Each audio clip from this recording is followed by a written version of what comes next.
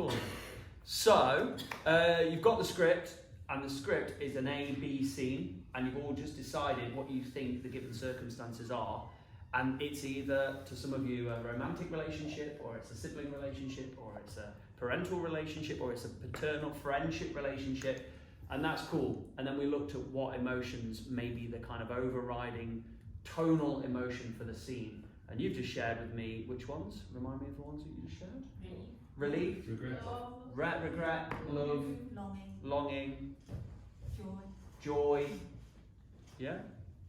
Or thereabouts. Okay. So what I would like to do is I'm going to be talking to you about another technique alongside the work we've been doing on Meisner, and that is something called the Perdkamp emotional method, right? Some of you have done a Perdkamp emotional method workshop with me in the past.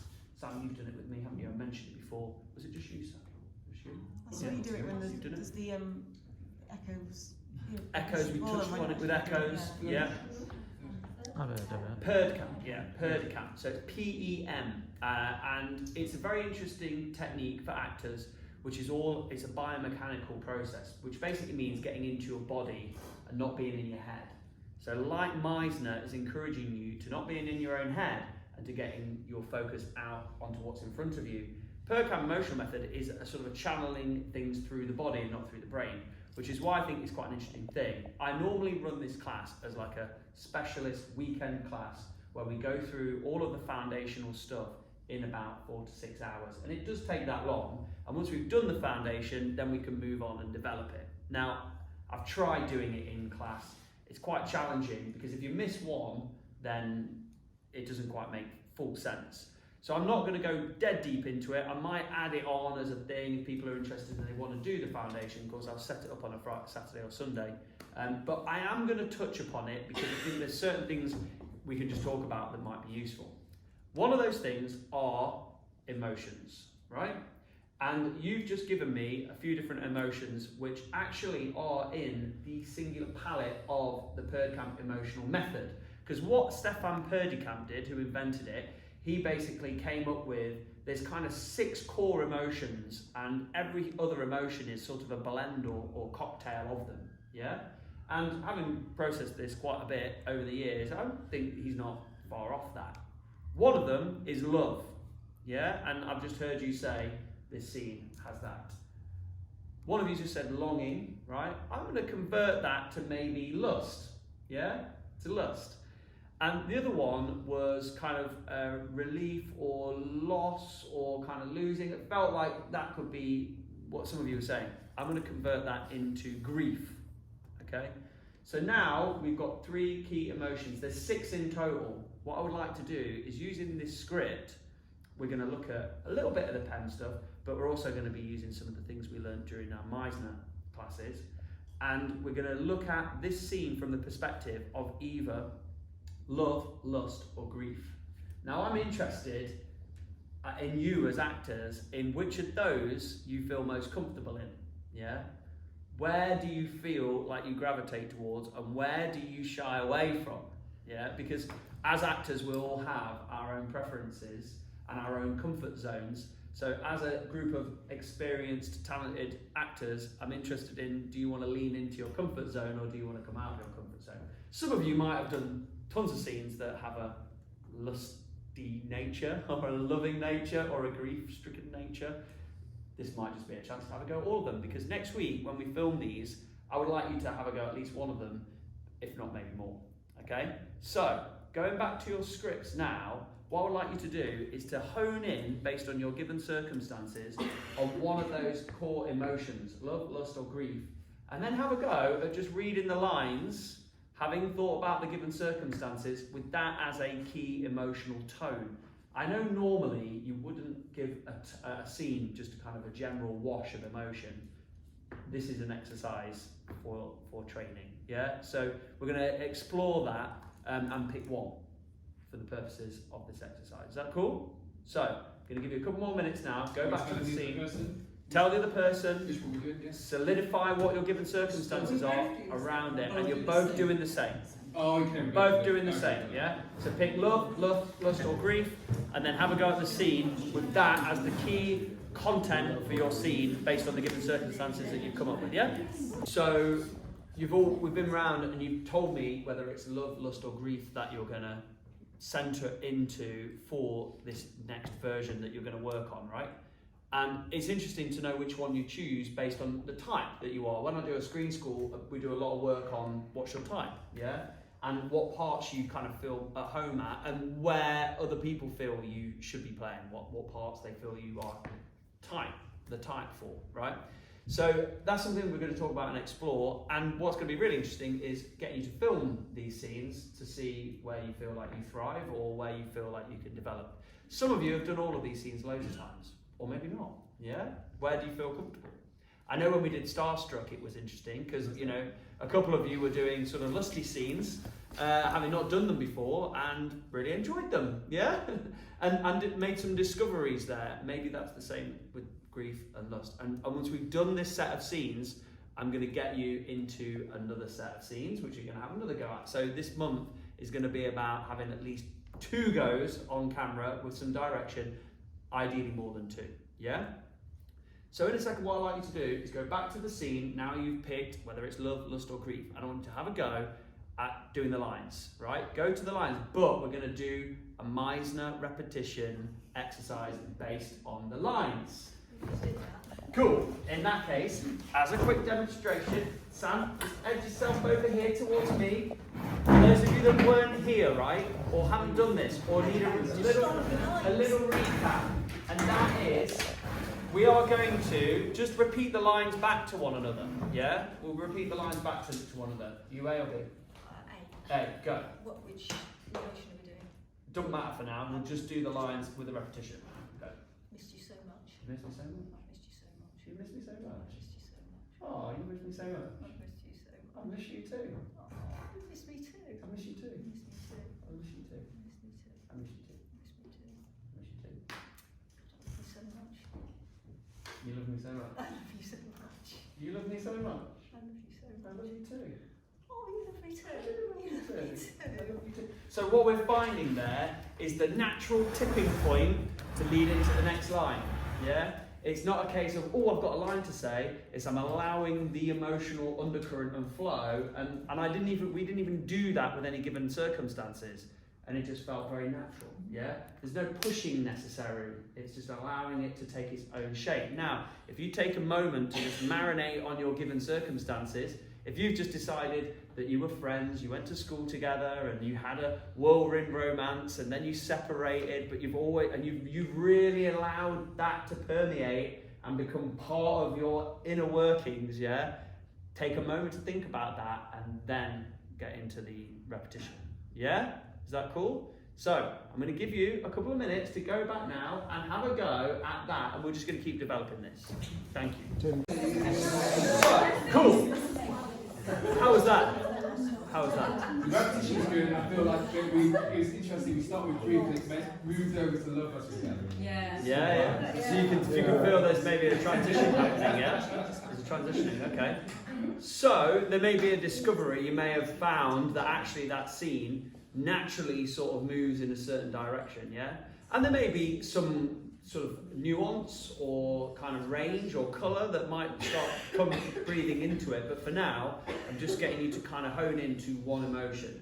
So you've just done one, now I want you to pick one of the other ones, yeah, and have a go at that version and do the same process. So go into love or lust or grief, and then just basically maybe you could modify the given circumstances ever so slightly, yeah, might need a bigger change. Talk about what they are, again, take the time to just marinate in them, be present with them, and then get into another rehearsal using the repetition, yeah, allowing the lines to find the natural tipping point into the next one, yeah, and see where it goes. And then I'm interested to check back in with you and find out what's the kind of difference between the two. You're going to do all 3 of them, people, so just pick one. Yeah, you're going to do all 3, and then by the end of tonight, it's going to be interesting to see where you land. Yes? Can I ask a brief explanation of lust for number of people? What lust means? Lust. It's like... Yep, it's a really good thing. Sorry. So, lust. Samantha just said lust is desire, okay? Lust is wanting, yeah, or needing. What's lust most associated with? Sex. So lust is most associated with intimacy, yeah, physical intimacy or intimacy in general. So you can lust after somebody in a sexual way, yeah? But you can lust after a lot of different things. What else can you lust after? Power, Power, money, food. Food? Luxury. Anything, yeah, pretty much anything. Like a new pair of Converse, yeah, a holiday, an extension on your house, fancy cars. It doesn't really work. Yeah. If you only focus on this specific thing. Okay. So interesting. Okay, so let's just tap into that because there's something in that, right? So when you are lusting after something, you're wanting something, yeah? It's kind of, there's a selfishness to lusting, right? It's kind of a one-way thing. What's the difference between lust and love? You can have lust without love. And you may have love without lust, but not so often. So what's the difference between love? If lust is wanting, or Love is needing. deeper. It's like a deeper feeling. Like If you love unconditionally, Yeah, love is selfless. Lust is selfish in its root. okay. So love is about giving, isn't it? Yeah. If you love unconditionally, you give unconditionally. Yeah. You can receive love at the same time, but it's giving. Yeah. Lust is a pretty much a one-way street most of the time. So we've just discovered a big change between love and lust. Yeah. Love is something that we can think about in terms of not wanting. Yeah. When you're in love fully, unconditionally. And I like to use sometimes like iconic figures from history, yeah, like the most loving, like the Buddha, or Jesus, or somebody who was just ultimately loving to the point where they didn't want it for anything, just to give love, yeah. Lust is the opposite. Lust is need, want. So that's a big change, isn't it? What about grief? Loss. So, what is that? Is it the same as love, or is it the same as lust? What's the similarities there, or the differences? It's like love that has nowhere to go in a way. Sorry? It's like love that hasn't got anywhere to go. Like love that hasn't got anywhere to go? Yeah. When you've lost something, how do you feel? Empty. Empty? Because what do you want? Something. You want it back? Yeah? So it's quite similar to lust in that you want, but you can't have it. Yeah? It's wanting something that you can't have, yeah, because it's gone. Lust, love, and grief. So there's similarities there, but there are quite stark differences at the same time. So that's maybe another way to think about it. Yeah, it could be quite useful for you. And I'm going to talk about love, lust, and grief in terms of a PERDCamp emotional method sense, which might help you to think about those things slightly differently as well, physiologically. So go back to the script, pick one of the ones that you've not done. Fine-tune those given circumstances, give it another go. You're going to do all three, so just pick one of them. So you've all just had a go at having another go at it now. So you've moved from the previous emotion to the next one. I've kept you basically using that one key emotion, adapting you given circumstances. How was it changing to the different one? Was there any discoveries? Did you find out one was better than the other? Vanessa? Yeah, we liked it. That was we did Lost now, and that was the one where at least I list one thing. Yeah. But it turned out better than. So yeah, you felt comfortable with Lust, and I was like, I prefer the other one, and then we tried Lust, and we were like, oh actually. Yeah. Interesting, yeah? I think when we tried grief, it didn't click straight away. But in like the second and third line, that's when we started to feel it a bit more. Okay. So like we just keep doing it and then Yeah. sort of felt it. Bro, anybody else? We actually went back over grief again based upon that conversation, and Yeah. kind of just because we explained grief a bit more about what it really was like to know that this relationship was over. And that, I felt like, anyway, for me, it was really different because we kind of, the context was in an affair, but it's like 3 years on, Yeah. and we're saying all this stuff, but it doesn't mean anything now because, so that, I found that interesting. I think we were both frustrated because we chose grief and we felt like now actually we're doing love. Yeah. And then so we thought, no, let's go back to circumstances and found a better backstory, which led us to grief, I think. That's Awesome. Okay. So I've stolen this from a movie. I was hunting around for some material. I found a clip which I really liked from a film. I think it's called Fathers and Daughters. And this particular scene that I've kind of adapted is a monologue delivered by a female actress I don't know the name of, and Aaron Paul, who is Jesse Pinkman in Breaking Bad. And I've sort of like created a scene out of it. But fundamentally it felt like in that scene it was like a grief scene about losing a relationship, yeah? And it was primarily delivered by this female actress who was very upset and saddened. But I was looking for something that maybe could be played in different ways. And for me, when I was playing around with it, I was like, yeah, you could play this definitely as they're both in love, especially with the additional lines, and lustful as well, which some of you have had fun playing with. And it's with love, lust and grief, it's quite challenging, isn't it? Because when people say, right, do a lusty scene, how does it make you feel? Uncomfortable to start with. Uncomfortable. Why? Because there's a certain intimacy in being lustful with somebody, especially when it's not your partner, when it's not somebody that you've had that kind of intimate relationship with. We're not usually lusty in public, are we? Are we? Anyone? Yeah, most of us not. Depends on which one's not true. Yeah. Okay. So there's a confidence thing. Yeah. So how does it make you feel when you have to do scenes where you have to be grief stricken? Well, you have to be. Grief stricken. Grief. When you have to be grieved. I enjoy them. Yeah. You enjoy them. How does it make other people feel? For me, I don't want to go there You don't want to go there. Why not? because I've shut off that. Cool. We don't like showing our pain and suffering and grief in public, do we? Yeah? I It find makes us feel I uncomfortable. feel under pressure, so I'm not afraid of grief, but when it's like, but you need to show it now, it's like, There we I'm go. not there yet. It depends, there's different like levels of grief. There's like, you know, when you have grief like someone's immediate loss, that gut wrenching, but then there's like the long-term grief of like life that you didn't live up to. And Sure, that's it's completely different. complex. Same with love, right? It makes you feel vulnerable. Yeah, these three things make you feel vulnerable. So it's obvious that there might be some intrepidation stepping into doing work like this. But obviously, as actors, you've got to thrive in these situations, haven't you? So it's again why I'm encouraging you to do potentially make choices that are brave choices that are pushing you out of your comfort zone. Yeah. Now, another way to consider the three emotions, and in a second I might get one of you or two of you to just demonstrate yours with some repetition, is thinking about it from a PEM sense. And in PEM, each of these emotions are connected to an organ in the body. Yeah. So what organ do you think that the love is connected to? What do you think? Yeah? Heart. The heart, yeah? What's the chakra? Cool. And it's funny you should say that, Lawrence, because it is the heart chakra, right?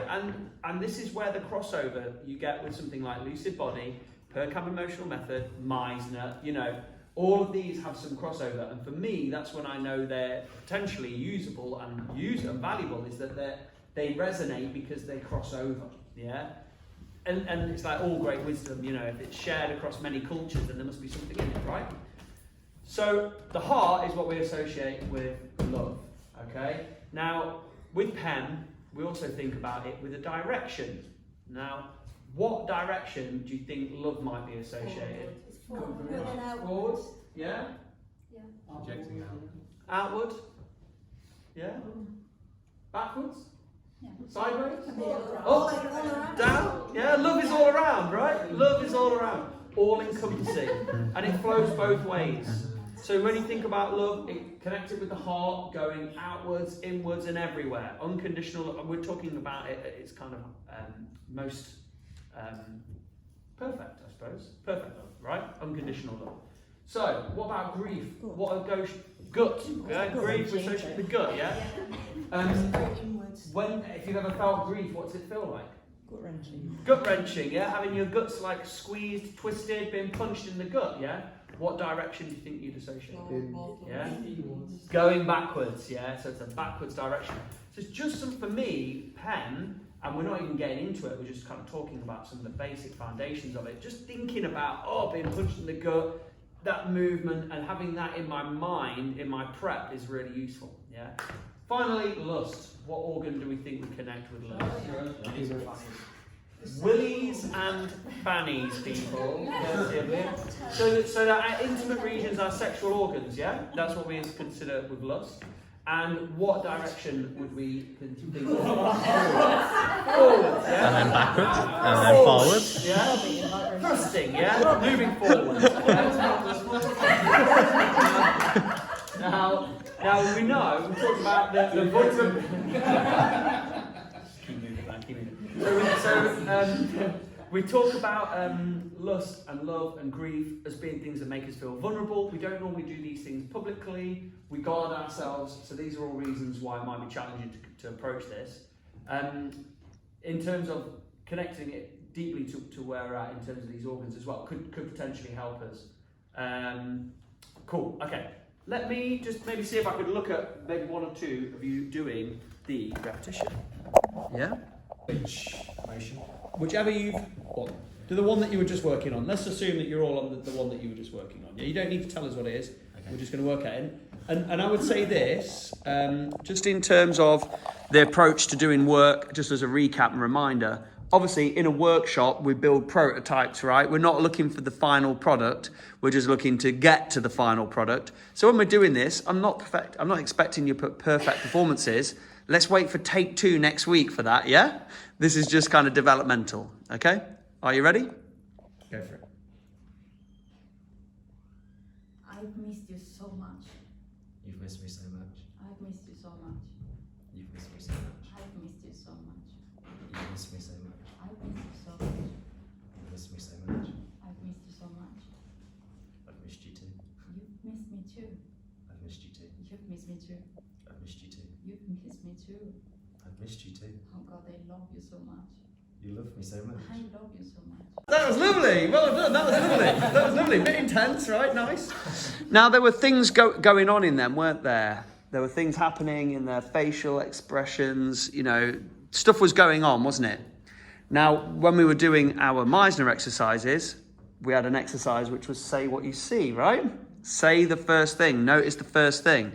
So there might be a moment where you could have gone, you're smiling, yeah? You're moved by that. You're charming. Your eyes are sparkly, yeah?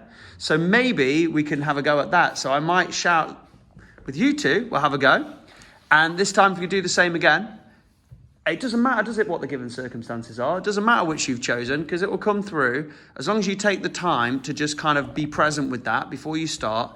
And then I might encourage you, Tammy, to see, what do you notice in Aoife? And Aoife might say, what do you notice?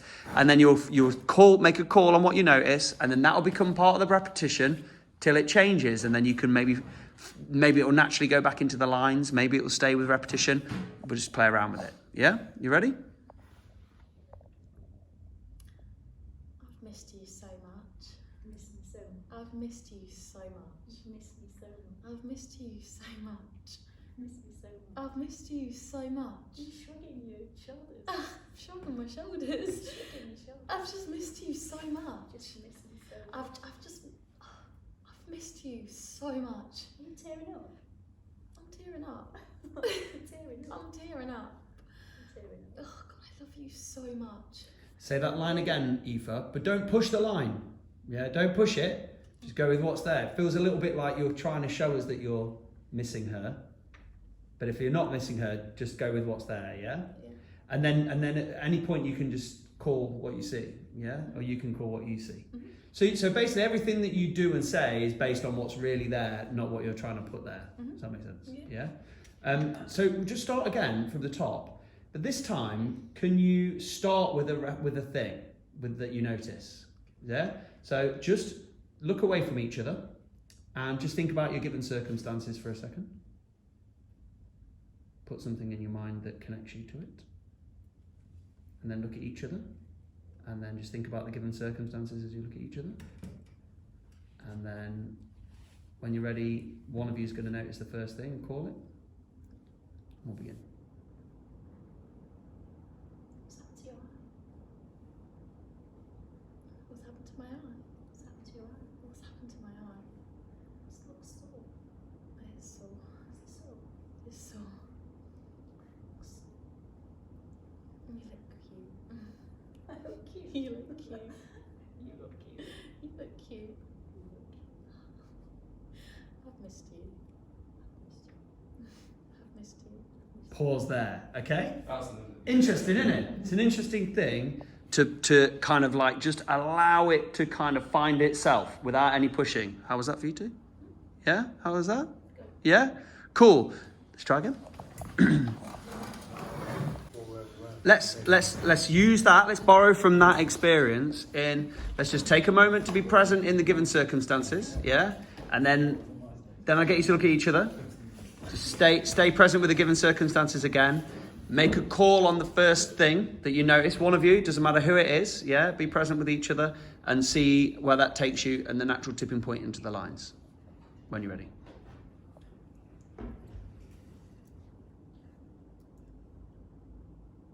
Your pupils have dilated. My pupils have dilated. Your pupils have dilated. Pupils have dilated. You just waggled your eyebrows at me. Just waggled my eyebrows at you. And you got such a gorgeous smile.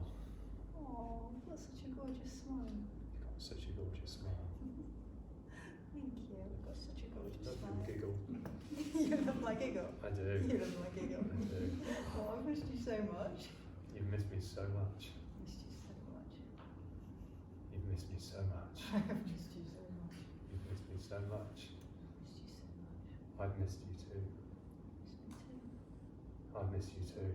You've missed me too. A little eyebrow waggle again. Look at the little eyebrow. Oh. Okay, stop there, yeah, okay.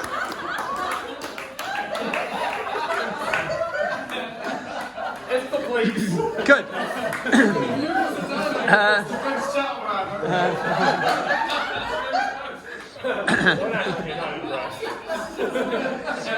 So, how was that for you guys? It's good fun? Yeah? What did you notice? How self-conscious did they look? Did they look self-conscious or self-aware? Only your very first line. After that. So what? How do you think they managed to? Because they could quite easily feel like proper knobheads doing that, couldn't they? And a bit self-conscious. And like we said, it makes you feel vulnerable when you're flirting with somebody or you're being that kind of open and available to somebody emotionally. I'm guessing lusty, right?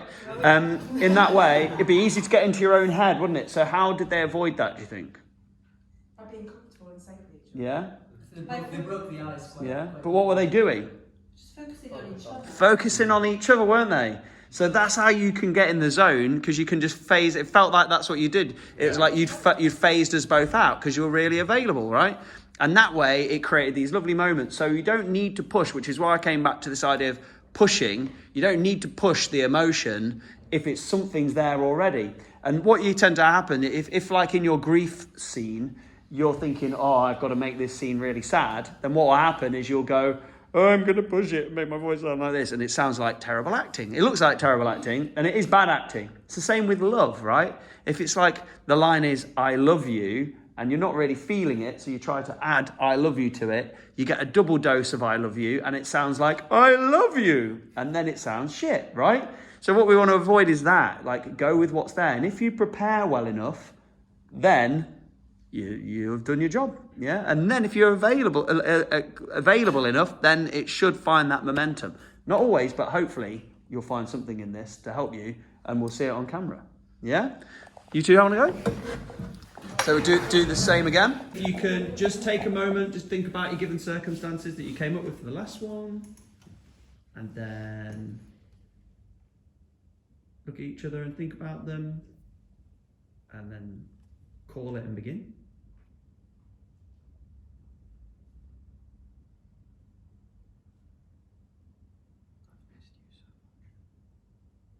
You've missed me so much. You've missed me so much. I've missed you too. I've missed you too. I've missed you too. I missed you too. Look at Liam, Ria. What do you notice? What do you notice, Ria, about Liam? You've got your hand on your face. You're resting your face on your hand. And you're leaned over. leaned over and smiling.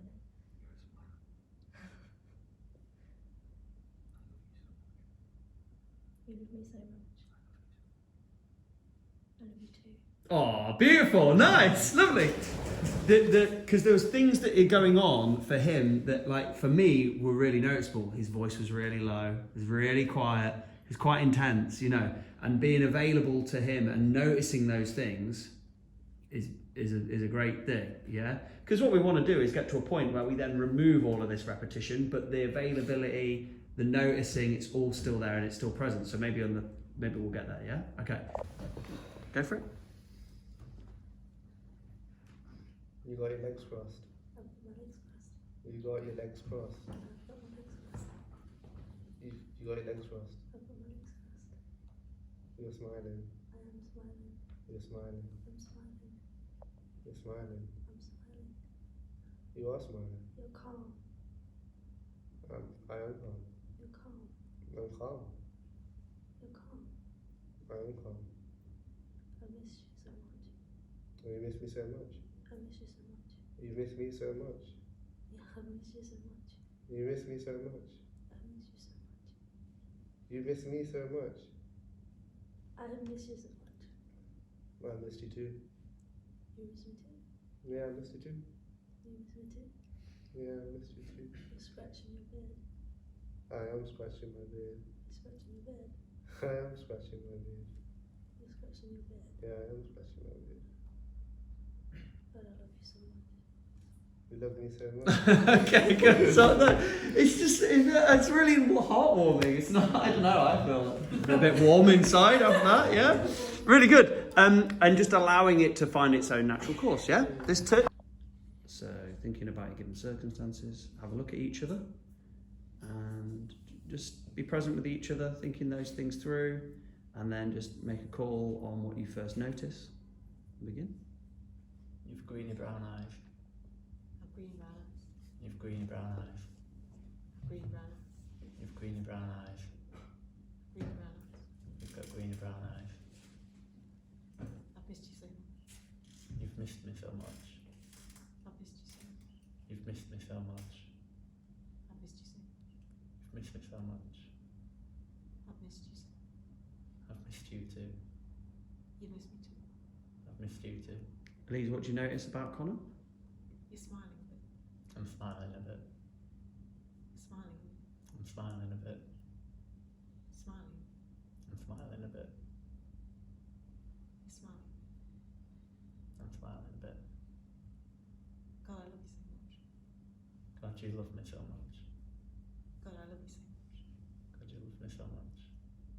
God, I love you so much. You're maintaining good eye contact. I maintain good eye contact. You're maintaining good eye contact. I'm maintaining good eye contact. You're maintaining good eye contact. I'm maintaining good eye contact. And I love you too. You love me too. And I love you too. You love me too. I love you too. What do you notice about his voice? Your voice is very soft. My voice is very soft. Your voice is really soft. My voice is really soft. Your voice is really soft. My voice is really soft. I should have said it a million times. Yeah, I really should have. You should have said it a million times. You really should have. I should have said it a million times. Yeah, I really should have. You're breathing deeply. I'm breathing deeply. Go to lust. You're breathing deeply. I'm breathing deeply. You're breathing deeply. I'm breathing deeply. Go to grief. I know. I've always known. Good.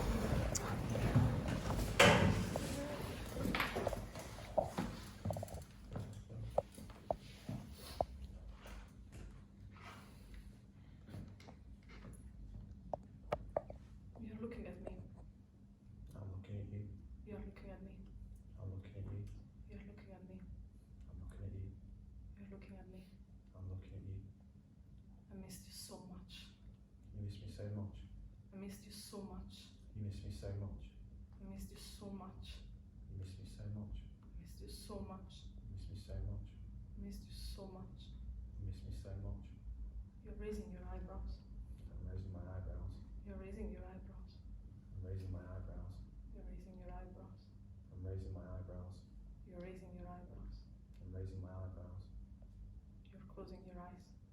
closing my eyes. You're closing your eyes. I'm closing my eyes. You're closing your eyes. I'm closing my eyes. You're closing your eyes. I'm closing my eyes. Go to the script. God, I love you so much. God, you love me so much. God, I love you so much. And you love me so much. I love you so much. I love you too. You love me too. I love you too. You love me too. I love you too. You love me too. I love you too. You love me too. What do you notice, Darren? Smile. You blinked. I blinked. You blinked again. I blinked again. Go back to the lines. I should have said a million times. Cool, cut that. You can see when you've got the lines in your head, it's going to be interesting to be able to go in between those two things. I'm talked about, you know, in your self-tapes about making bold, brave decisions. And if you could potentially, and I would say less is more with it, but, you know, when we're doing this, if there are those moments when you're working with somebody in your tapes to just kind of like notice the first thing and use that as part of your script, it could be a great moment, couldn't it? And we know, because it's based on what's happening, it's not like a ad lib that's throwing them off course, because it's based on what's there. It should be an easy way to stay on the script as well. So it'd be an interesting thing to have a go at, yeah? You too?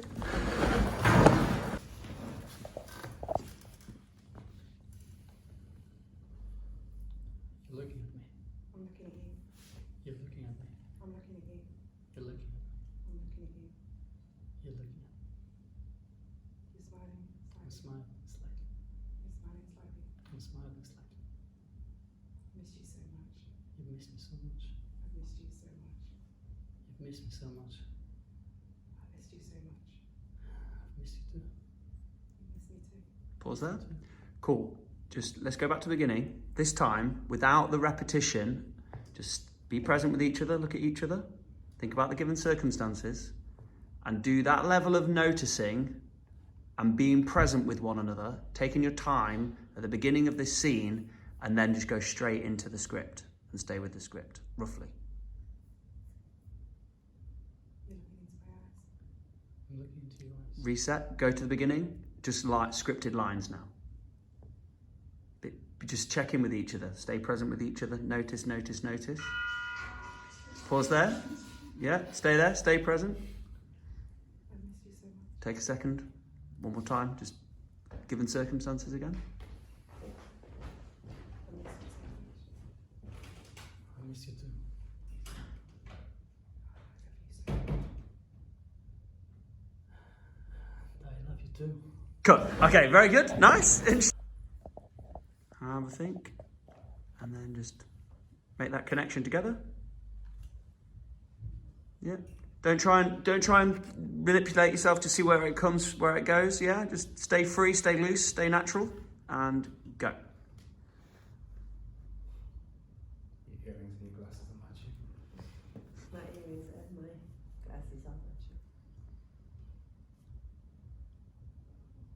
They're looking quite tense. You're looking quite tense. I've missed you so much. Miss me so much. Missed you so much. I miss you too. You missed me too. You seem surprised. I am surprised. You're surprised. I am surprised. I missed you too. I love you so much. You love me so much. I love you so much. You love me so much. What do you notice, Geraldine? Your lips are parted. My lips are parted. You smiled. I smiled. You smiled. I smiled.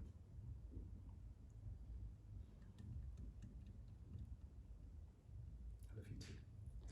Go back to the beginning. Stay present with each other. Let's just do the scripted lines, but keep that level of noticing what's going on with each other. Yeah. Take a second. Don't need to rush into the line, yeah? Stay present with each other. Allow that silence and that being present to be the thing that tips the line. Just wait till everyone's quiet. Just stand there for me, nice and quiet, Will. Nice bit of time to just check in before the line comes.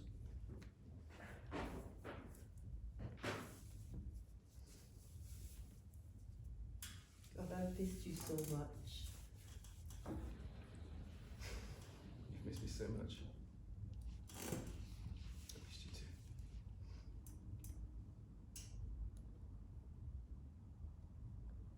you too. We've sort of like, well done, because some of you haven't done any of the Meisner stuff, so it's been a bit of a kind of quick entry into that work. How is it sort of applying Meisner to text in this way? How does it feel? Is it useful? Yeah. Yeah, people, it's really You are? sorry. Yeah. With other people, this kind of scene, I think it's fantastic. Yeah. Good. I mean, until now, I hadn't really realised how it can be applied onto text. But that helped me understand how to link the things together.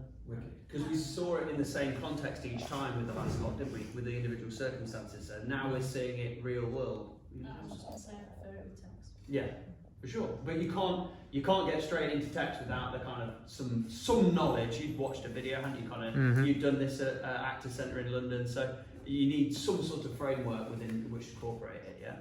So what we've done there is you've all had the chance to look at 2 of them.